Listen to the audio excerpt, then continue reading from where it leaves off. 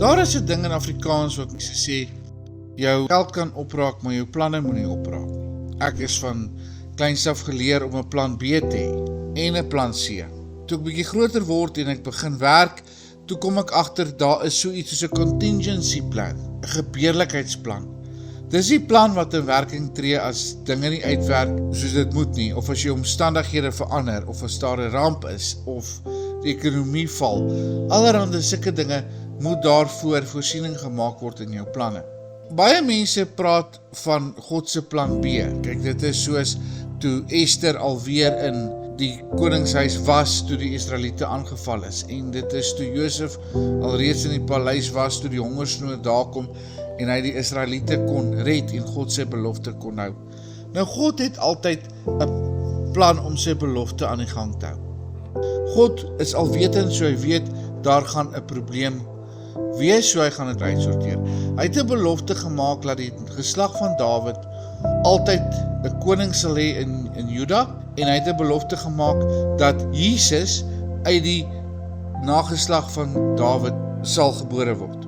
Nou, Satan was nie baie bly oor nie, en so met ander woorde, hy het alles in sy vermoë gedoen om te keer laat Dawid se bloedlyn voortgaan. Ons lees in 2 Konings 11 van Atalia, die ma van koning Ahasja van Juda.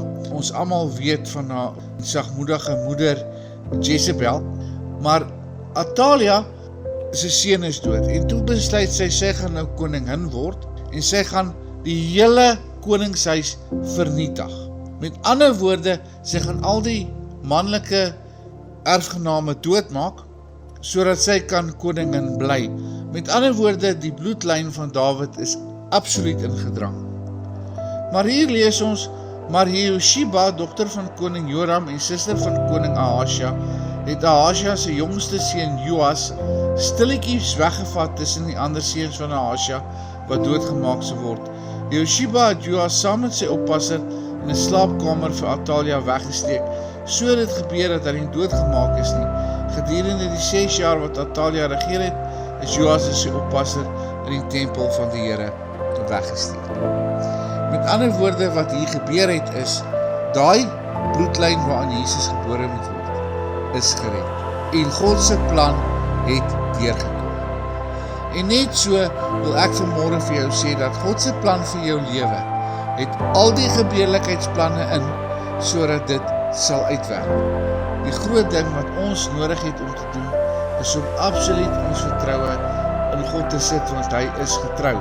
En in Romeine 8 vers 28 kry ons hierdie bevestiging, en ons weet dat God alles ten goeie laat meewerk vir hulle wat hom liefhet, vir hulle wat volgens sy voorneme geroep is. Hebreërs 11 vers 6 sê, sonder geloof is dit onmoontlik om God te behaag, want wie tot God nader moet glo dat hy bestaan, en dat hy die beloon wat hom soek. Ons moet glo dat God bestaan, en dat as ons hom soek, hy ons gaan beloon. En ek wil jou weer aanmoedig, God het 'n gebeurlikheidsplan vir jou lewe in plek. Jy hoef nie bang te wees nie.